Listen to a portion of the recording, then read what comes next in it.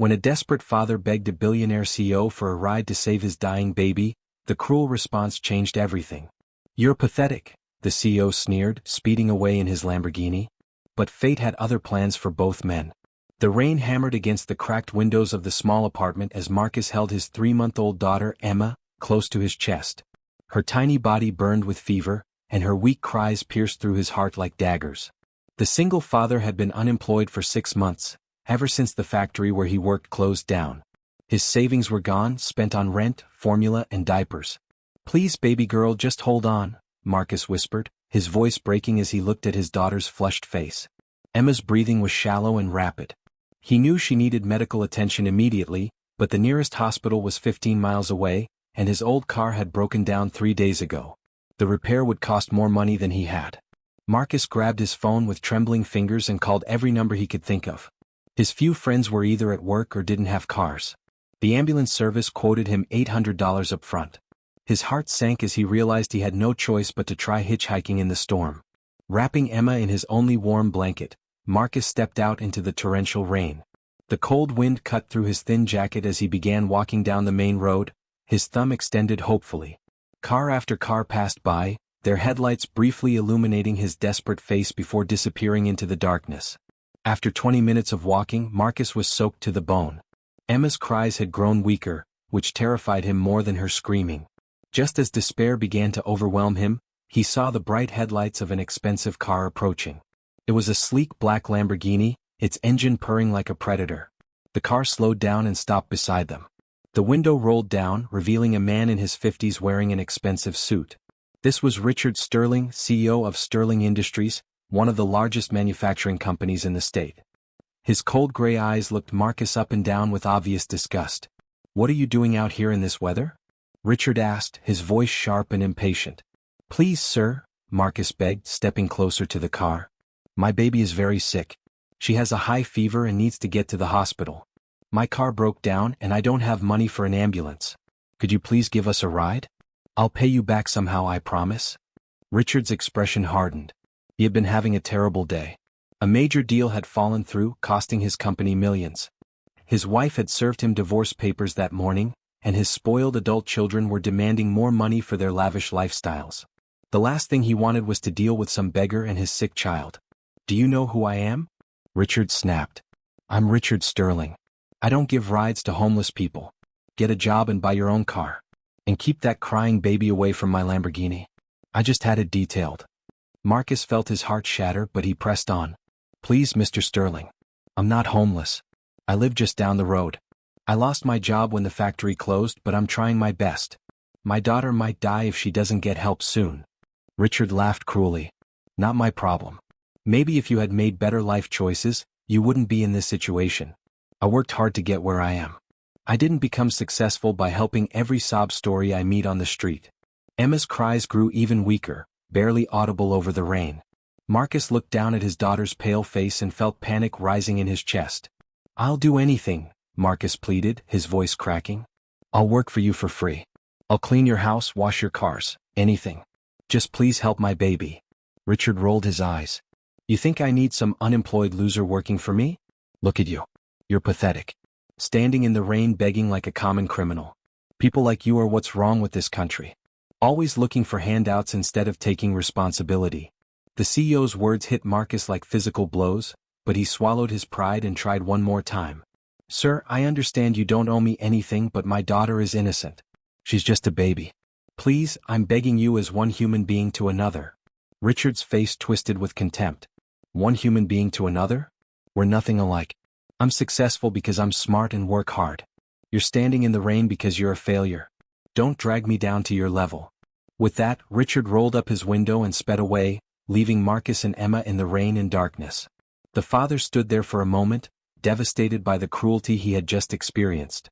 But Emma's weak whimpering reminded him that he couldn't give up. For the next hour, Marcus continued walking and trying to flag down cars. Finally, an old pickup truck stopped. The driver was an elderly man named Joe who took one look at the soaked father and baby and immediately opened his door. "Get in, son," Joe said kindly. "Let's get that little one to the hospital." At the hospital, doctors confirmed that Emma had a severe infection that could have been fatal if left untreated much longer. Thanks to Joe's kindness and the quick medical intervention, Emma began recovering within hours. Marcus spent the night in the hospital chair, holding his daughter's tiny hand and thanking God for Joe's compassion. Meanwhile, Richard Sterling arrived home to his empty mansion. His wife had moved out that day, taking half of everything. His children had called only to demand more money, showing no interest in his emotional well-being. As he sat alone in his massive house, surrounded by expensive things but no genuine human connection, Richard felt an unexpected emptiness. Over the next few weeks, Marcus threw himself into finding work. He took odd jobs, delivered newspapers, and even worked nights at a gas station. Every penny went toward Emma's medical bills and their basic needs. Despite the hardships, Marcus found joy in small moments with his daughter. Her smile was his motivation to keep going. One evening, while working his shift at the gas station, Marcus looked up to see a familiar black Lamborghini pulling up to the pumps. His heart raced as he recognized Richard Sterling stepping out of the car. The CEO looked different somehow, less arrogant and more troubled. Richard walked into the store and stopped short when he saw Marcus behind the counter. For a moment, neither man spoke. The memory of that rainy night hung heavy between them. "It's you," Richard said quietly, his usual commanding tone replaced by uncertainty. "Yes, sir," Marcus replied politely, though his jaw was tense.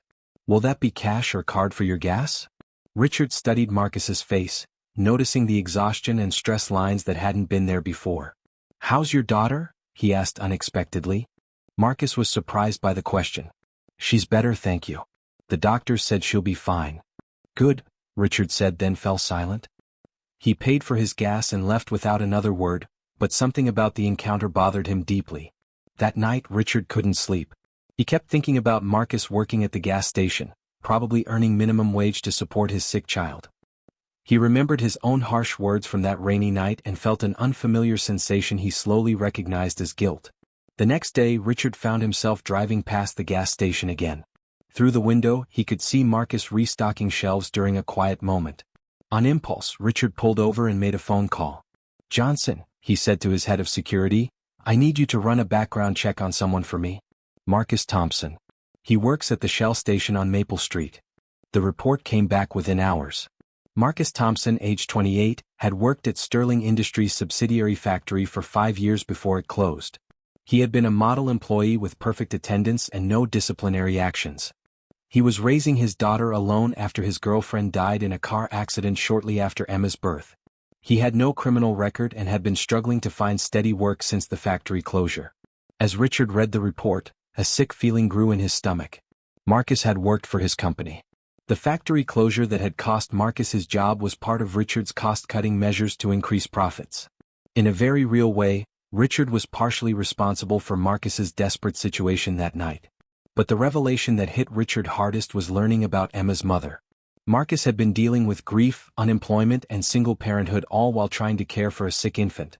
Richard thought about his own privileged children, who had never known real hardship, and felt ashamed of his assumptions about Marcus's character. The next evening, Richard drove to the gas station just before Marcus's shift ended. He waited in his car, watching as Marcus carefully cleaned the store, counted the register, and prepared to leave. When Marcus stepped outside, Richard approached him. "Marcus," Richard called out, causing the younger man to tense up. "Can I talk to you for a minute?" Marcus looked wary but nodded. "What can I do for you, Mr. Sterling?" Richard took a deep breath. "I want to apologize for that night. The things I said to you were inexcusable. I was having a bad day, but that's no excuse for treating you and your daughter the way I did." Marcus stared at him in surprise. "Okay," he said cautiously. "I also learned that you used to work for one of my factories," Richard continued. "I'm sorry about the closure. I know it put a lot of good people out of work." "It's business," Marcus replied quietly, though there was pain in his eyes. "I understand that." Richard felt worse hearing Marcus's acceptance of what had been, to him, just numbers on a spreadsheet. "How much do you make here at the gas station?" "Mr. Sterling, I appreciate the apology, but I don't think that's any of your business," Marcus said firmly. "You're right," Richard acknowledged. "I'm asking because I want to offer you a job. A real job with benefits and a salary that can support you and Emma properly." Marcus's eyes widened. "Why would you do that?" "Because I was wrong about you," Richard said simply. "Because you're exactly the kind of person I should want working for me. Responsible, hardworking, dedicated to your family." I judged you based on one desperate moment instead of seeing who you really are. Marcus was quiet for a long moment. What kind of job? Operations manager at our main facility. It's a position that requires someone trustworthy and detail-oriented.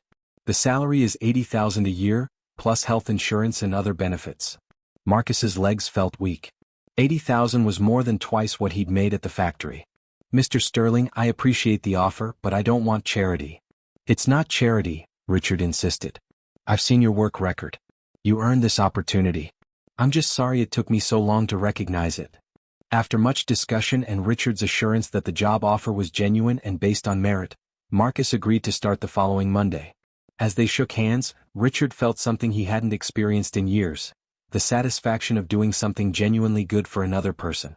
But Richard wasn't finished making amends. Over the weekend he arranged for several surprises. On Monday morning when Marcus arrived for his first day at Sterling Industries, he found a brand new car seat installed in a reliable used Honda Civic parked in his assigned space, keys waiting at the reception desk. Mr. Sterling wanted to ensure you had reliable transportation, the receptionist explained with a smile. Marcus was overwhelmed by the gesture, but Richard brushed off his thanks when they met later that day. Every employee needs dependable transportation, he said gruffly, though his eyes betrayed his satisfaction at Marcus's gratitude. As weeks passed, Marcus proved to be an exceptional employee. His attention to detail, work ethic, and natural leadership abilities quickly earned him respect throughout the company. Richard found himself stopping by Marcus's department frequently, initially to check on him but gradually because he enjoyed their conversations. One day Richard asked Marcus about Emma. How is she doing? Fully recovered from her infection? Marcus's face lit up as it always did when talking about his daughter. She's perfect. Growing so fast. She started laughing last week and it's the most beautiful sound in the world. Richard felt a pang of regret thinking about his own children, who he barely knew despite giving them everything money could buy. Would you like to bring her by the office sometime? I'd like to meet her properly. The following week, Marcus brought Emma to the office during his lunch break. Richard was struck by how tiny and perfect she was, and how Marcus's entire demeanor changed around her. The tough, hard-working man became gentle and playful, making silly faces to elicit giggles from his daughter. She's beautiful, Richard said softly, watching Emma grab Marcus's finger with her tiny hand. Thank you, Marcus replied. She's my whole world. Richard thought about his own relationship with his children and felt a deep sadness. He had given them money and material things but had never been present in the way Marcus was with Emma. His pursuit of wealth and success had cost him the very things that made life meaningful. Months passed and Marcus continued to excel in his position. He had moved to a better apartment in a safe neighborhood and was able to provide Emma with everything she needed. More importantly, he had hope for the future again. One evening, Richard asked Marcus to stay after work for a conversation. They sat in Richard's office as the sun set outside the large windows. Marcus, I need to tell you something, Richard began. That night when you asked me for help, I was going through a divorce. My wife left me and my children only contact me when they need money. I was angry and took it out on you. But that's not an excuse for my behavior. Marcus listened quietly as Richard continued. I've been thinking a lot about that night. About the kind of man I was and the kind of man I want to be. You showed me something I had forgotten existed. Genuine love and sacrifice for another person. The way you stood in that rain willing to do anything to help Emma, that's real strength. That's what matters. Mr. Sterling, Marcus said softly, we all make mistakes when we're hurting. Some mistakes are bigger than others, Richard replied. I could have helped save a baby's life that night, and instead I chose cruelty. I'm not sure I can forgive myself for that. Marcus was quiet for a moment, then spoke carefully. Emma is fine now. She's healthy and happy. And you've given me a chance to build a good life for her. Sometimes the best apology is changing how you act going forward. Richard felt tears in his eyes, something that hadn't happened in years. How do you do it? How do you not hate me for what I said that night? Because holding on to anger would hurt Emma and me more than it would hurt you, Marcus explained. And because I can see that you're genuinely sorry. People can change, Mr. Sterling. You've proven that. 6 months later, Sterling Industries announced a new employee assistance program, offering emergency loans and support services to workers facing hardships. Richard also established a partnership with local hospitals to provide transportation for medical emergencies, ensuring no parent would ever face the situation Marcus had endured. On Emma's first birthday, Richard did something unprecedented. He closed the office early and threw a party for all employees and their families. As he watched Marcus play with Emma surrounded by their colleagues who had become like family, Richard felt a warmth he hadn't experienced since his own children were small. Later that evening, as the party wound down, Richard approached Marcus with a small gift bag. "This is for Emma," he said quietly. Inside was a small silver bracelet with her name engraved on it, along with an envelope. Marcus opened it to find a college fund account that Richard had set up, already containing enough money to ensure Emma's education would be fully paid for. "Mr. Sterling, this is too much," Marcus said, his voice thick with emotion. "It's not enough," Richard replied. "That little girl changed my life just by existing. She showed me what really matters. This is just the beginning of how I plan to make amends." As the years passed, Marcus and Richard developed an unlikely friendship. Marcus continued to excel at Sterling Industries, eventually becoming vice president of operations. Emma grew into a bright, curious child who thought of Uncle Richard as family. Richard, meanwhile, began rebuilding relationships with his own children, though it was a slow process. He learned to show love through presence rather than presents, and gradually his family began to heal. One day when Emma was 5 years old, she asked her father about the night they met Richard. Marcus had told her an age-appropriate version of the story, focusing on how people can change and grow. "Daddy, is Mr. Richard still sorry?" she asked innocently. Marcus smiled, watching through the window as Richard pushed Emma on the swing set he had installed in the company's family area. "I think Mr. Richard learned that being sorry isn't just about saying words, sweetheart. It's about doing better every day." "Good," Emma said seriously. "Because I like Uncle Richard. He makes funny voices when he reads to me." As Marcus watched his daughter play with the man who had once refused to help them in their darkest hour, he marveled at the power of forgiveness and redemption. That terrible night in the rain had been the beginning of not just one transformation, but many. Richard Sterling had learned that true success wasn't measured in dollars or possessions, but in the positive impact you have on others' lives. And Marcus Thompson had discovered that sometimes the worst moments can lead to the most beautiful outcomes, if you're willing to forgive and allow people to change. The black Lamborghini still sat in Richard's garage, but he rarely drove it anymore. Instead, he preferred his modest sedan, often giving rides to employees who needed them. Because he had learned that the size of your car matters far less than the size of your heart, and that the most important journeys aren't about where you're going, but who you're willing to help along the way.